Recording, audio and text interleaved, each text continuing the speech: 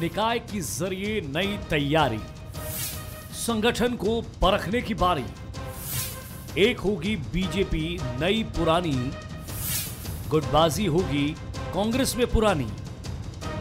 पंचायत और निकाय चुनाव 2023 का सेमीफाइनल होगा। अगले साल होने वाले विधानसभा चुनाव से पहले कांग्रेस और बीजेपी के लिए यह चुनाव अहम है। बीजेपी को जहां इस चुनाव के जरिए संगठन को परखने का मौका है, तो वहीं ज्योतिरादित्य सिंधिया के बीजेपी में शामिल होने के बाद और 2023 से पहले बीजेपी बड़े चुनाव में उतरने जा रही है। ऐसे में पार्टी का फोकस संगठन में नए पुरानों को सेट करने पर तो रहेगा ही, साथ ही वो अपनी खूबियों और कमजोरियों पर भी अच्छे से काम कर पाएगी।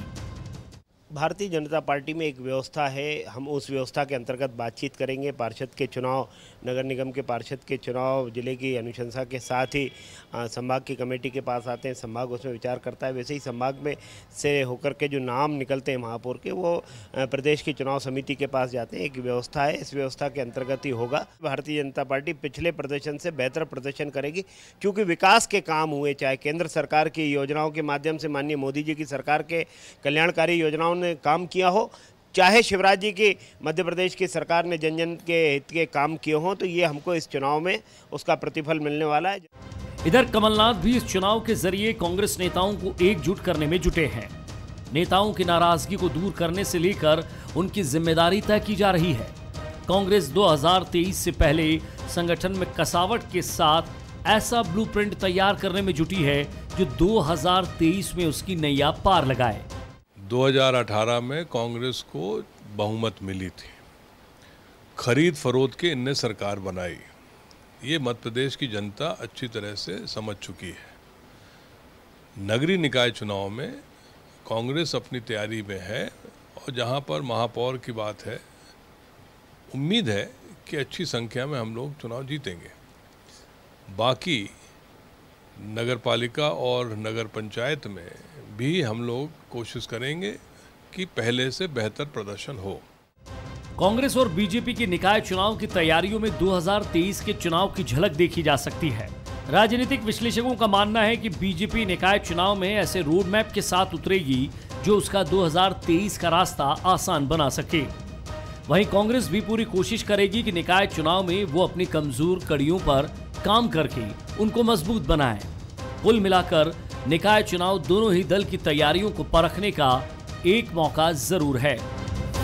नमस्कार, मैं हूं शरद द्विवेदी और आज का हमारा मुद्दा है निकाय का शोर, संगठन पर जोर। निश्चित तौर पर संगठन ही वो जमीन है जिस पर आप सफलता रूपी बीजों को बिखेर कर और उनकी अच्छे तरीके से देखभाल करके ये उम्मीद कर सकते हैं कि आगे जाकर जैसे ही संगठन का ये वृक्ष हरा भरा होकर लहलहा उठेगा, तो उसके साथ आपकी सफलता की फसल की कटाई भी आरंभ हो जाएगी।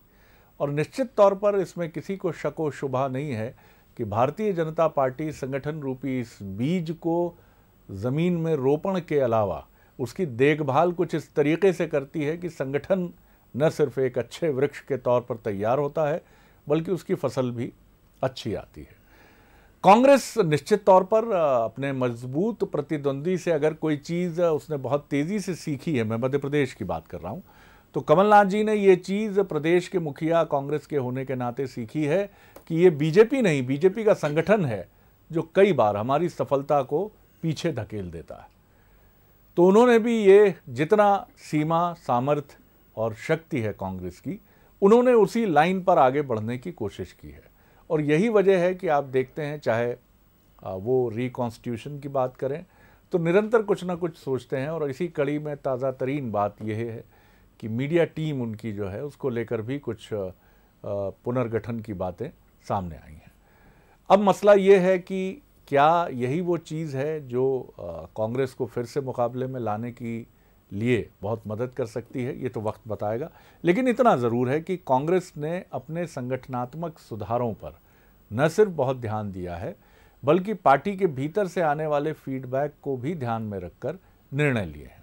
बीजेपी तो इस फील्ड की पुरानी खिलाड़ी है ही, तो किस तरह से संगठन पर जोर और निकाय का ये जो मसला है, इसमें कौन आगे बढ़ेगा, ये कितना रोल प्ले करेगा, आज इसी अहम मसले पर हम बात करेंगे। मिलिए उन मेहमानों से जो हमारे साथ हैं और पोस्ट कोविड ये बड़ा पहला मौका मैं देख रहा हूँ कि बड़ा भरा भरा सा पैनल है स्टूडियो में ही, तो बहुत स्वागत है इसका और ईश्वर करे ये प्रक्रिया चले। डॉक्टर हितेश वाजपेयी हैं, दिनेश गुप्ता जी हैं, वरिष्ठ पत्रकार, राजनीतिक विश्लेषक। वाजपेयी जी बीजेपी के प्रवक्ता हैं और नागरिक आपूर्ति निगम के पूर्व चेयरपर्सन हैं और बहुत ही काबिल और हुनरमंद नौजवान कांग्रेस के हमारे साथ हैं, प्रवक्ता भी, और आर्टिफिशियल इंटेलिजेंस पर पीएचडी की तैयारी कर रहे हैं। तो आप ये नहीं कह सकते हैं साहब कि राजनीति में, क्योंकि एक डॉक्टर साहब हैं हमारे पास, एक इंजीनियर साहब हैं, और इंजीनियर भी ऐसे कि जो दुनिया की सबसे नवीनतम तकनीक है उस पर शोध अनुसंधान में, तो राजनीति ऐसा नहीं है सर।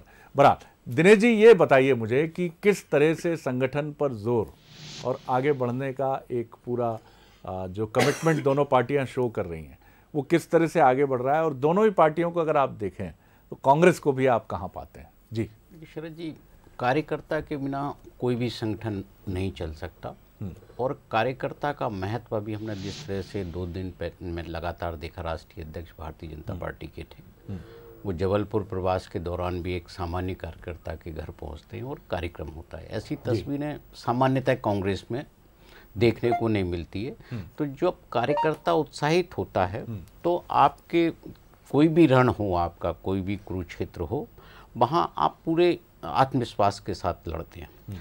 कांग्रेस पार्टी को अभी भी वो अपने आप को मैनेज कर रहे हैं कि आप कैसे हमारे जो मतभेद हैं या जिस तरह का प्रतिबद्धता होनी चाहिए। कांग्रेस की समस्या है कि उसका कार्यकर्ता प्रतिबद्ध नहीं है, लगातार कोई ऐसा बयान दे देगा जिससे पार्टी विवाद में आ जाएगी वो, या फिर पार्टी छोड़कर चला जाएगा। तो लगातार एक एक ईंट जब खिसकती है तो संगठन की इमारत फिर खड़ी नहीं रह सकती। ये कांग्रेस की समस्या है। यदि उसने उसमें कुछ सुधार कर लिया तो शायद फाइट में वो दिखाई दे और 2018 की स्थिति, फिर 2022 और फिर 23 का जो चुनाव है उसमें कुछ वो अपने मजबूती से प्रदर्शन कर सके। मिथुन जी, मैं इसी सवाल को सीधे आपकी तरफ ले चलता हूँ। क्या इस बार ईंट ईंट जोड़कर आगे बढ़ने की तैयारी है? और ये जो बार बार आपको सुझाव मिलते हैं, जो कई बार आपके मन में यानी कांग्रेस के मन में थोड़ी सी चिंता, चिढ़ और नाराज़गी भी पैदा करते होंगे कि यही विश्लेषण का सिरा रहता है कि अगर ये लोग एक हो जाएं, अगर ये लोग एकजुट हो जाएं, अगर ये लोग साथ चलना आरंभ कर दें, अगर ये लोग नाराज़ ना हो, उल्टे पुल्टे बयान ना दें, तो ये बहुत कुछ कर सकते हैं। सर सबसे पहले तो जितने भी पत्रकार होते हैं उनके सभी तरीके के विश्लेषणों का हम लोग स्वागत करते हैं और उसको फीडबैक के तौर पर लेते हैं। हमने हमेशा पत्रकारों का सम्मान किया है और उस दिशा में हम लोग चलते हैं। तो यदि आज भी कोई बात कही जा रही है तो मेरी पार्टी उस पर विचार करेगी। लेकिन ये जो बात कही जा रही है, तो आपने कहा कि ईंट से ईंट जोड़ना, बिल्कुल ईंट से ईंट जोड़ी जाएगी, हाथ से हाथ जोड़ा जाएगा और हाथ की सफलता उसी पर डिपेंड करती है।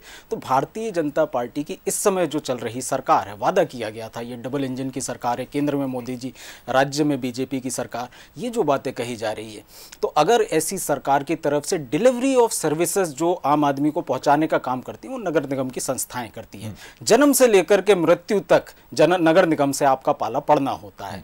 जब आप पैदा होते हैं तो आपका जन्म प्रमाण पत्र, जब आपकी मृत्यु होती है तो आपका मृत्यु प्रमाण पत्र, आपके परिवार में कोई लोग आए। लेकिन अब हम जो देखने में आ रहा है वो इस चरम सीमा पर इन संस्थाओं में भ्रष्टाचार पहुंच गया है कि जन्म से लेकर के मृत्यु तक आज रिश्वत भी देनी पड़ती है। आप देखें, चाहे वो राशन कार्ड में अपना नाम जुड़वाना हो, राशन कार्ड को बनवाना हो, बिल्डिंग परमिशन लेनी हो, ऐसे कितने ही काम जो नगर निगम से डायरेक्टली जुड़े होते हैं। आप नल की परमिशन के लिए चले जाइए। एक बड़ा मुद्दा भ्रष्टाचार का है और भारतीय जनता पार्टी की सरकारों ने उसको इंप्रूव करने में बहुत ज्यादा सक्रियता नहीं दिखाई है। भ्रष्टाचार के अलावा जो डिलीवरी ऑफ सर्विसेज है, विभिन्न पैरामीटर्स पे आप देखिए, एक तरफ नगर निगम का जो काम होता है वो काम होता है प्रदूषण को कम करने का। वहीं कई जगह ऐसी शिकायतें आई हैं कि हमारे जो बुजुर्ग साथी होते हैं उन लोगों को ये जो नगर निगम की गाड़ी सुबह सुबह गाने बजाती है,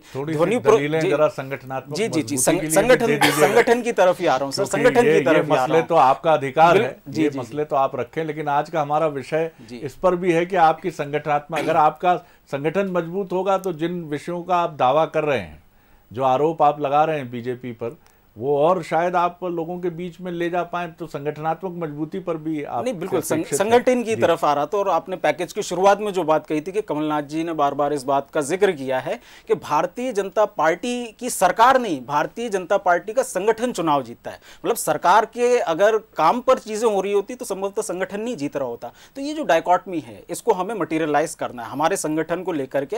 आप देखेंगे पिछले लंबे समय से एक सीरीज चली आ रही है संगठन को मजबूती प्रदान करने की। अभी मीडिया टीम का आपने जिक्र किया, उससे पहले कितने ऐसे कदम उठाए गए हैं, चाहे विभिन्न प्रकोष्ठों में नियुक्ति हो, चाहे विभिन्न जो जिन कथित तौर पर जिन नेताओं की नाराजगी की बातें कही जाती थी, चाहे उनका मिलन हो, साथ आना हो और इन बातों को स्पष्ट करना हो कि ऐसी कोई बात नहीं है, फैलाई गई बातें थी, वो सारी चीजें तो हो रही है। साथ ही साथ जो फील्ड में हमारा मौजूद कार्यकर्ता है, उस कार्यकर्ता को लगातार मजबूती प्रदान कर रही है और आने वाले समय में जब टिकट वितरण होगा तो उस कार्यकर्ता को सम्मान देने का काम, उसको सुशोभित करने का काम भी होगा, ताकि वो कार्यकर्ता पूरी दुगनी ऊर्जा से जाकर के फील्ड में लड़ाई लगे। और भारतीय जनता पार्टी की डबल ट्रिपल इंजन की जो सरकार है, जिसके खिलाफ स्वयं आलोक शर्मा जी धरने पर बैठ गए थे महापौर रहते हुए, उसकी जो डिलीवरी और सर्विसेज में जो कमियां, जो खामियां, उनको उजागर करके जनता का समर्थन ये प्राप्त दावा करना। कांग्रेस का आपने सुना साहब कि संगठनात्मक मजबूती है, कर रहे हैं, ऐसा दावा बार बार मिथुन जी ने किया है और उन्होंने ये भी कहा है हम करके दिखाएंगे। डॉक्टर हितेश वाजपेयी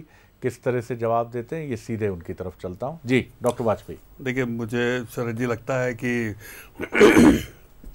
ये समय अब चूंकि चुनाव का शुरू हो गया है, आचार संहिताएं लग गई हैं, तो दर्शक ये जानना चाहता है कि हम उसके लिए करेंगे क्या, बनिस्बत कि हम इनको जवाब दें, वो हम पे आरोप लगाएं। तो मैं I would like to dedicate कि हम उस दिशा में क्या करेंगे।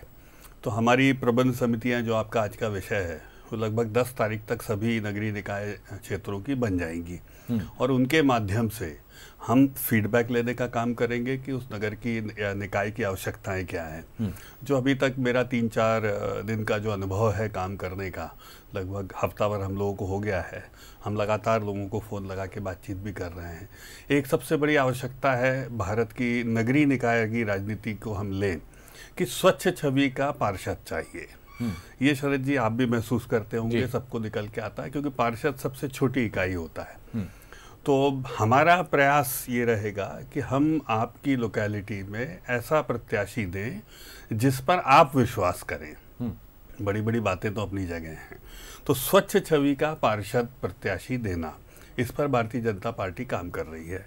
दूसरी बात फिर आता है विषय, कि भाई आपके नगरीय निकाय के विषय क्या है। जैसे नर्मदा जल का उदाहरण ले शरद जी, हम वो कर चुके हैं। देखिए, हमारी ताकत और हमारी कमजोरी क्या है शरद जी, कि हम लगातार सत्ता में हैं। बीच में कमलनाथ जी का कार्यकाल यदि हम छोड़ दें तो भाई हम लोग लगातार सत्ता में हैं, और कमलनाथ जी के कार्यकाल में चूंकि नगरीय निकाय चुनाव ही नहीं हुए, तो इसीलिए नगरीय निकाय में तो हम अमूमन लगभग सभी जगह पे हम मानकर चले, नगर परिषद और पंचायत छोड़ दें हम, तो नगर निगमों में अधिकांश में हम लोग रहे हैं। और यही कारण है कि स्वच्छता को लेकर और कई आपने अवार्ड और सारी चीज़ें देखी, हम लोगों के काफ़ी प्रयास रहे हैं।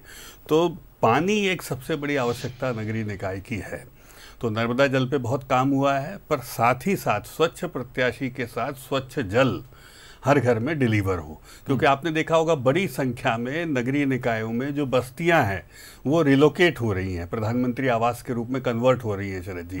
अभी हम लोग सूचियां बना रहे थे, तब भी हमने देखा कि एक एक शहर में 50-60 हज़ार से लेकर लाख परिवार तक ऐसे हैं जो जिनकी विधानसभाएं ही बदल गई शरद जी। क्यों बदल गई? क्योंकि वो बस्तियों से उठा के they have been relocated to प्रधानमंत्री आवास, तो स्वाभाविक है कि वो एक नई जगह आ गए हैं।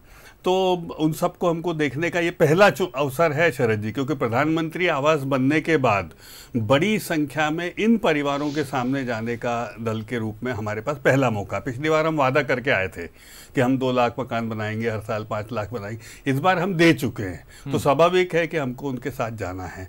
तीसरी जो बहुत महत्वपूर्ण चीज़ है कि आपकी सुविधाएं आपके द्वार, क्योंकि डिजिटल टेक्नोलॉजी बहुत तेज़ी से आगे बढ़ रही है, तो क्या हम डिजिटल टेक्नोलॉजी का उपयोग करते हुए, छत्तीसगढ़ में भी ये काम हो रहा है और सभी सरकारों में हो रहा है, मैं नहीं कह रहा हूँ कि नहीं हो रहा है, हम किस प्रकार से जो सर्टिफिकेशन प्रोसेसेस हैं, बाकी चीज़ें हैं, हम उसको ह्यूमन इंटरफेस ख़त्म कर दें जी, ह्यूमन इंटरफेस ख़त्म करके हम उन तक पहुँचाएँ। तो ये सब फीडबैक्स हमको आ रहे हैं, जिसमें स्वच्छ छवि का प्रत्याशी और एक क्लियर नगरीय निकाय के एक नागरिक की आवश्यकताओं को केंद्रित रखते हुए एजेंडा, जिसको लेकर हम उनके बीच जाएंगे। दिनेश जी, इससे तो समझा जा सकता है कि बीजेपी की तैयारी किस तरह की है। डॉक्टर वाजपेयी ने जिस तरह चीज़ें गिनाई हैं, और निश्चित तौर पर कि आपका डिलीवरी मैकेनिज्म और उसके प्रमाण, और उससे भी महत्वपूर्ण कि एक अच्छा प्रत्याशी, इन दोनों का अगर आपने आदर्श कॉम्बिनेशन किसी भी चुनाव में दे दिया तो फिर आप निश्चित तौर पर आगे बढ़ने के लिए काफ़ी मजबूत दावेदार माने जा सकते हैं। लेकिन एक और बड़ी महत्वपूर्ण चीज़ है कि आपकी टीम निचले स्तर पर, जिसका जिक्र मिथुन जी ने भी किया, कि संगठन पूरी मजबूती से काम कर रहा है, लेकिन जो सरकार के निर्वाचित नुमाइंदे हैं, जो सरकार में शामिल हैं विधायक के तौर पर, सांसद के तौर पर, जिसकी तरफ मुख्यमंत्री जी ने इशारा किया और बहुत साफ लफ्ज़ों में इशारा किया उन्होंने कि आप सब मंच पर बुलाने वाला कोई नहीं होगा, आपको पूरा बैठे नहीं रहना है, कि नीचे से प्रबंध समितियां बहुत अच्छा काम कर रही हैं, प्रॉपर फीडबैक ले रही हैं, दे रही हैं, प्रत्याशी भी अच्छा चुन लिया, लेकिन आप उस तरह से एक चेहरा बनकर सामने ही नहीं आए जिस तरह से सामने आना चाहिए, और एक कवर जिस तरह से देना चाहिए, जो चुनौतियां हैं उनको ढकना चाहिए। इसे आप किस तरह देखते हैं? क्योंकि मुख्यमंत्री जी ने बहुत, क्योंकि संगठन के भी बहुत अनुभवी राजनेता वो हैं, तो बड़ी महत्वपूर्ण बात कही उन्होंने ये। जी शरद जी, बिल्कुल ये जो अभी हितेश जी ने बताया, ये माइक्रो मैनेजमेंट, और आप लगातार जब संगठन में काम करते हैं तो आपको पता रहता है कि कॉन्स्टेंसी कैसे बदल रही है और वार्ड कैसे बदल रहा है। आप जब वार्ड पर फोकस करते हैं, बूथ की जब बात करते हैं, तो आपको ये पता रहता है कि हमारे वोटर की डिमांड क्या है और वोटर का फेस कौन सा है। आप वोटर का फेस ही होता है जब आप इलेक्ट करते हैं किसी को भी, तो वो जब उसको आइडेंटिफाई हो जाता है तो संगठन का काम बहुत आसान हो जाता है, और ये सतत चलने वाली प्रक्रिया है। आप यदि मुख्यमंत्री जी ये कह रहे हैं कि चेतावनी जैसे कह सकते हैं कि आपको राजनीति में ये हर दल के लिए लागू होता है, चाहे भारतीय जनता पार्टी हो या कांग्रेस हो। कांग्रेस के लिए भी यही बात है कि यदि उनके जो विधायक और सांसद बिल्कुल ध्यान नहीं देंगे तो फिर उनको कौन बिठाएगा मंच पे। आज यदि भारतीय जनता पार्टी की सरकार है और 15 महीने की जो कमलनाथ जी की सरकार थी, कांग्रेस की सरकार थी, तो दोनों के बीच अंतर देख सकते हैं। जब आपकी सरकार थी तो आप किस तरह से बिहेव करते थे, आज भारतीय जनता पार्टी की सरकार है तो कांग्रेस को कैसा रिस्पांस मिल रहा है। तो ये तो उनके लिए भी चेतावनी, जिस पर बार बार ये बात होती है कि कांग्रेस पार्टी में टारगेट फिक्स पहले हो जाता है, टिकट तो बाद में होता है। यदि मुझे नहीं मिला तो मुझे इसको निपटाना है। ये जो निपटाने की राजनीति है, जो अखाड़ेबाजी जिस तरह से शुरू होती है, वही तो कांग्रेस को लगातार 15 साल सत्ता से बाहर रखे रही। और आज यदि वो सुधरते हैं, जिसको बार बार ये होती, क्योंकि कांग्रेस से आशाएं होती हैं लोगों को, इसलिए उनकी गुटबाजी पे चिंता प्रकट की जाती है। जैसा अभी तक का माहौल तो ऐसा है कि वो लग रहा है कि अपने कैंडिडेट घोषित कर देंगे, लेकिन अंतिम समय तक जब जाते जाते देखेंगे तो वो उनका जो फ्लो है वो टूट जाता है। जी, ये आपने काफ़ी महत्वपूर्ण बात कही। ऐसा नहीं है कि ये विरोध बीजेपी में नज़र नहीं आता, यहाँ भी पहलवान की बाहें बहुत फड़कती हैं। अब छोड़ूंगा नहीं, देखता हूँ कैसे जीतते हैं, लेकिन पता नहीं क्या संगठन का करिश्मा चलता है कि चुनाव आते आते तक वही पहलवान साहब जो मूछें भवें सब मूछें ऐंठ रहे थे, भवें तरेर रहे थे, वो उसी प्रत्याशी के साथ खड़े हो जाते हैं जिसकी मुखालिफत वो पूरी ताकत से कर रहे थे। तो यहाँ संगठन की भूमिका, जिसकी तरफ कमलनाथ जी बार बार इशारा करते हैं, मिथुन जी, यही चुनौती है बड़ी। आपके यहाँ जो ठान लिया सो ठान लिया, वो मान लेते हैं कि यार अब हमारे साथ नहीं है तो हम तो डूबेंगे सनम, तुमको भी ले डूबेंगे। क्या ये नज़रिया आप एक मजबूत संगठन के जरिए बदलने की कोशिश में जुटे हैं, जो हमारा आज का विषय भी है? क्योंकि नज़रिया यही बदलेगा। एक होलिस्टिक अप्रोच जब आता है सामने कि चलिए मेरी बारी नहीं आई तो क्या हुआ, लेकिन पार्टी मेरी माँ है, मेरे पिता की तरह है, ये पहले है। जो बीजेपी जैसे बात करती है देश के लिए नेशन फर्स्ट, ऐसे ही नेशन फर्स्ट के बाद नारा आपके और बीजेपी के लिए पार्टी ही है। जी श्री जी, मुझे लगता है ये जो परसेप्शन है दोनों पार्टियों का, पिछले कुछ सालों में आपने देखा होगा ये ऑपोजिट होता हुआ दिख रहा है। कांग्रेस पार्टी लगातार अपने संगठन को मजबूत कर रही है, तो भारतीय जनता पार्टी जो अनुशासन की पार्टी मानी जाती थी, उससे कई नेताओं के कई ऐसे बयान आ रहे हैं और कई ऐसे कृत्य आ रहे हैं जिनसे आप कह सकते हैं कि शायद वो अनुशासन का जो डंडा पहले चलता था, आज वो मजबूती उस डंडे में नहीं रह गई है। कांग्रेस पार्टी ने लगातार अपने संगठन पर काम किया। कमलनाथ जी ने अपनी पहली प्रेस कॉन्फ्रेंस 2018 में जो कीजिएगा, मैं मतलब ये जितने भी लोग गए हैं रिसेंट पास्ट में कांग्रेस से, ये सब कमजोरी कर रहे थे पार्टी को।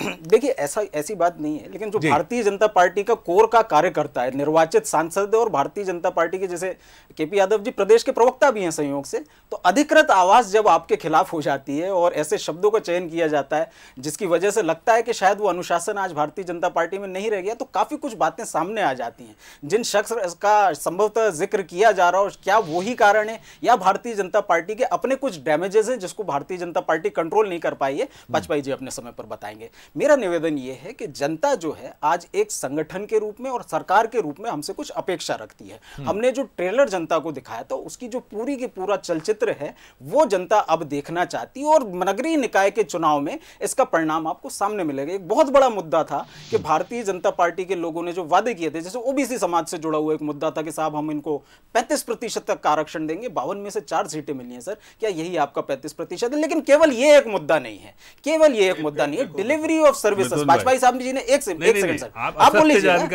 एक सेकंड मैं बताता हूं, मैं एक मिनट मेरी बात पूरी हो जाए। वाजपेयी साहब अच्छा शरद जी, वाजपेयी साहब मेरी बात पूरी हो, नहीं झूठ तो कई बार हुआ सर, ओवरऑल 52 में से कितने प्रतिशत? कैसी बातें कर रहे हैं? 52 में से कितने? सब रख दिया 7.7%, 7.7% आपका 35%। झूठ बोल रहे हैं, मेरा निवेदन नहीं, झूठ आप बोल रहे हैं सर, मेरा मैं तो बोलता ही नहीं, मैं तो तथ्यात्मक बात बोलता हूँ, जिस ग्रुप में है उसमें भी डाल दूंगा, आप पढ़ लीजिए। दूसरी बात ये है, अभी वाजपेयी जी ने खुलासा किया, वाजपेयी साहब ने खुलासा किया बड़ा इंटरेस्टिंग, इन्होंने कहा कि भारतीय जनता पार्टी अब स्वच्छ कैंडिडेट देगी, मतलब जितने लोगों के टिकट कटेंगे वो पता चलेगा। आपने कहा सर, आपने कहा सर स्वच्छ कैंडिडेट, बच्चों जैसी बातें करके क्या मिलेगा? बच्चों जैसी आपने बात शुरू कर दी, आपने कहा स्वच्छ कैंडिडेट, आप बोला अच्छा मतलब अस्वच्छ कैंडिडेट, स्वच्छ कैंडिडेट, आप स्वच्छ कैंडिडेट देखिए, ऐसा इंटरप्रिटेशन नहीं है, ऐसा इंटरप्रिटेशन बचपने की चुहलबाजी है, बचपने की चुहलबाजी आप क्यों कर रहे हैं सर? मैं करूं तो अच्छा लगता है, तो आप क्यों कर रहे हैं? मत करिए, अस्वच्छ कैंडिडेट देंगे। चलिए मुद्दे पर आइए, मुद्दा यही है, क्या हो गया तुमको? बहस मुद्दे खो जाएंगे। सर जी क्या हो मेरा गया? निवेदन ये इसी स्तर पे बात ले जाओ, इसी स्तर पर सर, आपके मैंने स्तर जो पे कहा ही आगे बात कर नहीं रहा हूं है। मैं। देखिए सर जी, आपको आपको आपने नहीं कहा है, मैं कह रहा मैं हूं भी कुछ भी कहने लग जाऊं कि मिथुन कांग्रेस को गाली दे रहे हैं, ठीक है, ये कांग्रेस के नेताओं को अच्छी बात है। पे भी आता है, वाजपेयी साहब ने स्वयं कहा कि स्वच्छ जल और स्वच्छ कैंडिडेट, क्या ये बात नहीं कही गई? नहीं, ये कहा है, ये कहा है, मैं वही अब देंगे, और अब देने का आशय ये है कि पिछले अस्वच्छ थे, ये नहीं है सर, दोनों बातें नहीं है सर, ये नहीं है सर। पहले स्वच्छ जल भी नहीं दे पा रहे थे, आपके भी स्वच्छ कैंडिडेट, आपके कहने में भी कोई पार्टी अस्वच्छ कैंडिडेट कभी नहीं उतारती। कब कहा कि हम नहीं देंगे? हमने तो कहा हम तो हमेशा देते हैं। वाजपेयी साहब कह रहे इस बार स्वच्छ पानी और स्वच्छ कैंडिडेट। आप ये बताइए, मैं विषय पर फिर झूठ बोल रहे हो, वाजपेयी साहब मैंने बोला है यूट्यूब पे जाकर झूठ बोल रहे हो, इसके बहस का कोई अर्थ रिपीट होता है, कोई अर्थ पकड़ा गई है सर, मुझे अपनी बात पूरी कर लीजिए। आप क्यों डिस्टर्ब कर रहे हैं वाजपेयी साहब? आपके पास तो कितने तथ्य होते हैं, कितने तर्क होते हैं, आप क्यों बार-बार डिस्टर्ब कर रहे हैं? सर जी जो बात मैंने करवा रहा हूं, मेरी बात पूरी, मैं तो ये देख रहा हूं कि बहस नहीं कहां जा रही है। हाँ, वही बात क्यों करना? अच्छा बार-बार आप मोबाइल उठाओ, ये करो, टेबल ठोको और उसके बाद बोलो कि नहीं मैंने ऐसा कह दिया। अरे सर आप बार-बार मैंने कहा ही नहीं, अपनी बात पे आप पलट जाओगे, मैंने बोला ही यूट्यूब पे क्या इस तरह की चर्चा कर रही है? देखिए हम युद्ध करने के लिए नहीं बैठे हैं, हम यहाँ मुस्कुराने के लिए बैठे हैं। मुस्कुराते हुए दलीलें प्रस्तुत, अब मुस्कुराइए और एक मजबूत दलील पटक दीजिए मिथुन जी, एक मजबूत दलील मुस्कुराते हुए। मजबूत दलील यही है कि वो भारतीय जनता पार्टी जिसका ये कहना है कि हम आगे अपनी सर्विसेज को बढ़ाएंगे, ह्यूमन इंटरैक्शन ही खत्म कर देंगे, उसके लिए सीएम साहब कहते हैं कि ह्यूमन इंटरैक्शन। आपने फिर वही बात कही, आपने कहा शरद जी आप बैठे हुए हैं, ह्यूमन इंटरैक्शन दोनों पार्टी की बात नहीं कर रहे हैं, आप व्यक्तिगत रूप से अपने साथी। मैं तो अपनी दलील दे रहा हूं वाजपेयी साहब को, मैं इंटरफेस बोल रहा हूं, जो मैंने कहा ही नहीं है। क्या होता है व्यक्ति के द्वारा सर्विसेज, व्यक्ति के द्वारा सर्विसेज, आप कह रहे हैं कि ह्यूमन इंटरफेस खत्म कर देंगे, सीएम साहब कह रहे हैं ह्यूमन जो है घर जाकर के डिलीवरी ऑफ सर्विसेज देगा, तो दोनों ही बातों में ह्यूमन इंटरफेस की बात नहीं। दूसरी बात चलिए मुझे लगता है, चलिए मैं आता हूं मिथुन जी, डॉक्टर वाजपेयी जवाब सर इन्होंने बीच में बोला था, मुझे थोड़ा समय दीजिए। नहीं मैं आपको समय दूंगा ना, बिल्कुल नहीं आप पूरा लेना, सवाल उसका नहीं है, गलत बयानी। आपने जो बात कही मैं उसी पे आता हूँ, कांग्रेस को मैं छोड़ देता हूँ 2 मिनट के लिए। देखिए आप लोगों ने बहुत इंपॉर्टेंट विषय उठाया जो है प्रत्याशी केंद्रित। हम लोगों ने भी बहुत ब्रेनस्टॉर्मिंग करी, बहुत चुनाव देखे शरद जी। तो 2 प्रकार के चुनाव इस देश में हो रहे हैं, एक विधानसभाओं के, विधायिकाओं के और लोकसभाओं के होते हैं, जिसमें स्वाभाविक है कि हम एक जो मैच्योर कार्यकर्ता, जैसे हम संगठन में कहते हैं कि हमारे जो मोर्चा प्रकोष्ठ हैं उसमें हम नए लोगों को जुड़ने का अवसर देते हैं, जो जनता के बीच हमारे समर्थक होते हैं, आना चाहते हैं, और फिर उन्हीं में से मैच्योर होकर मेन बॉडी में वो एब्जॉर्ब होते हैं पदाधिकारियों के रूप में। आप भी देखते हैं। इसी प्रकार नगरीय निकाय जो चुनाव होते हैं, मैं बहुत इंपॉर्टेंट बात कहना चाहता हूं शरद जी, जिसमें हम निकायों में वार्ड के गुप्ता जी सामान्य लोगों को भी जो लड़ना चाहते हैं या जो सेवा करना चाहते हैं उनको अवसर दे सकते हैं, तभी हम भारत की जनता की पार्टी हैं। जरूरी नहीं है कि हम जो कार्यकर्ता हमारे साथ चल रहा, हम नवीन कार्यकर्ता जो हमारे साथ बनते हैं, हमारे समर्थक हैं जो आना चाहते हैं, भाजपा से जुड़ना चाहते हैं और निकाय में सेवाएं देना चाहते हैं। आपको वार्ड में, मोहल्लों में ऐसे कई जागरूक नागरिक मिलेंगे। तो भारतीय जनता पार्टी बहुतायत उनमें से भी अवसर देने वाली है, और जब हम उनमें से किसी को अवसर देते हैं शरद जी, तो जो आप बात कह रहे हैं, चूंकि उनकी पॉलिटिकल फंक्शनिंग हार्डकोर उतनी नहीं हुई रहती है, तो स्वाभाविक है कि उनकी कोई वैमनस्यता लोकल नहीं निकल के आती है, तो उनको एक स्वस्थ माहौल में चुनाव लड़ने का अवसर मिलता है। दे आर क्लीन फेसेस, अच्छे फेसेस होते हैं, और आखिर राजनीति में युवाओं को और अच्छे लोगों को आने का अवसर देना भी जरूरी है। किसी के सहमति नहीं। 30 सेकंड है आपके पास मिथुन जी। सर 30 सेकंड में मैं केवल यही करूंगा कि आज का जो विषय है संगठन और नगरीय निकाय चुनाव, नगरीय निकाय चुनाव में भारतीय जनता पार्टी के जनप्रतिनिधियों के खिलाफ जो एंटी इनकम्बेंसी उसको हम मटेरियलाइज करेंगे, और जनता के लिए जो हमने काम किया है अपने 15 महीने के कार्यकाल में उसके आधार पर जाएंगे। संगठन शक्ति को लेकर के मुझे लगता है आप लोगों ने भी इस बात को देखा है कि लगातार कांग्रेस पार्टी अपने संगठन को न केवल मजबूत कर रही है, बल्कि संगठन को जो संसाधन देना चाहिए संगठन को वो संसाधन भी प्रदान कर रही है। और भारतीय जनता पार्टी की सरकारों द्वारा जैसे दमनकारी जो नीतियां हैं, चाहे वो घर तोड़ना हो, चाहे केस लगाना हो, चाहे दुनिया भर की चीजें हो, ये आपके नेता कर रहे हैं। दमनकारी नीतियां हमारे कार्यकर्ताओं के खिलाफ, हमारे कार्यकर्ताओं को डराने का जो प्रयास किया जा रहा है, कार्यकर्ता डराएगा नहीं। पर शेर की तरह आपकी सरकार पर पंजा मारने का काम करेगा और लगातार मजबूती हमारे हिंसक है। बताइए, मैं एक चीज जानवरों की तरह बातें कर रहे हैं। एक चीज जरूर निवेदन करूंगा। ये बात देखिए, भाषा हमारी ऐसी नहीं, ऐसा नहीं, पंजा मारेगा बोला इन्होंने, भाई मैंने तो कोई शब्द नहीं, इन्होंने बोला दबाव। मैं एक शब्द आप दोनों तीनों विद्वान प्रतिनिधियों के सामने कहूंगा, दबाव व्यक्ति का स्वभाव, व्यक्ति या संगठन या समाज का चरित्र बदल देता है। छोटा सा उदाहरण, चैरिटी बिगिन्स एट होम से शुरू होता है। टेलीविजन चैनल्स की महीने में 4 बार परीक्षा परिणाम खुलते हैं टीआरपी रूपी, और इसलिए कई बार, मैं नहीं जानता ना मैं उसके सही गलत पर जाऊंगा, लेकिन कई बार अभियोग लगते हैं कि भैंस उड़ने लगती है, युद्ध अनंत काल की तरफ बढ़ जाता है, रिपोर्टर खुद युद्ध करने लगते हैं, युद्ध तो बाद में हो रहा है, क्योंकि इसका परिणाम क्या है? दबाव। मैं हाथ जोड़कर आग्रह करूंगा, ये मेरा काम नहीं है, लेकिन अगर राजनीतिक दलों के वो मूल्यांकन करता जो अपने प्रतिनिधियों का मूल्यांकन टेलीविजन देखकर करते हैं, वो इस दबाव से उनको मुक्त करें, क्योंकि वो जितने विनम्र हैं, ये बहुत विद्वान लोग हैं जो मेरे साथ 2 बैठे हैं, एक सीजन कैंपेनर है, अभी युवा ही हैं, डॉक्टर वाजपेयी, और मिथुन अहिरवार एक बिल्कुल युवा कैंडिडेट हैं। लेकिन अगर इनके मूल्यांकन में आप शोर का मूल्यांकन कर लेंगे तो फिर भैंस उड़ने लगेगी सर, मंगल ग्रह से लोग आने लगेंगे इस पृथ्वी पर, और बहुत सारी चीजें, गाड़ियां सड़क पर उड़ने लगेंगी, मैट्रिक्स हो जाएगा। मत करिए सर, जैसा चल रहा है शालीनता से मुस्कुराकर बात करें। और कितनी खूबसूरत बात कही है दुष्यंत जी ने कि कैसे कैसे मंजर सामने आने लगे, गाते गाते लोग चिल्लाने लगे। नहीं सर, गाना गाना ही रहने दीजिए, चिल्लाना होता रहेगा चुनाव में, स्टूडियो में ना हो। बहुत धन्यवाद मिथुन जी, बहुत धन्यवाद डॉक्टर वाजपेयी, बहुत धन्यवाद दिनेश जी। आगे देखिए छत्तीसगढ़ आज का मुद्दा, कश्मीर पर 36 का आंकड़ा। नमस्कार।